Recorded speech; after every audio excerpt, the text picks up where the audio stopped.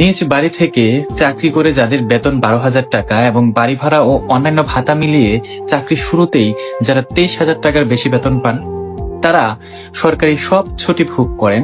আবার বছরে 3 মাসেরও বেশি তাদের স্কুল বন্ধ থাকে। সাপ্তাহিক ছুটি তো আছেই।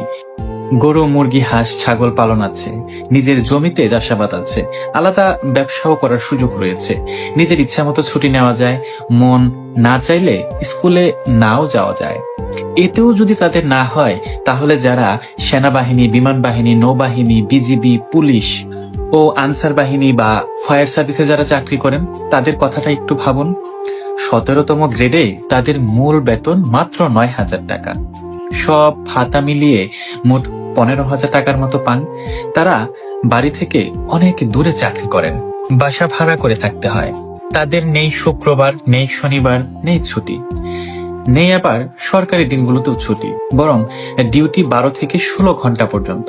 অতিরিক্ত ডিউটির কোনো ওভারটাইম বা ভাতা নেই। সরকারি ছুটির দিনেও ডিউটি করলেও কোনো অতিরিক্ত সম্মানই নেই। সবচেয়ে বড় কথা হলো, যে কোনো সময় একটি বুলেট বা বোমা কেড়ে নিতে পারে তাদের প্রাণ। শিক্ষক যদি জাতি গড়ার কারিগর হয়, তবে আমরা দেশ ও জাতি রক্ষার অকুতোভয় রক্ষক।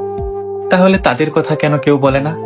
শিক্ষকদের কথা যেমন বলা হয়, তেমনি বাকি সবার কথাও ভাবা উচিত। কেউ যেন মনে না করে আমি শিক্ষকদের বিরুদ্ধে বলছি। আমি শুধু সবার কষ্টটা তুলে ধরছি।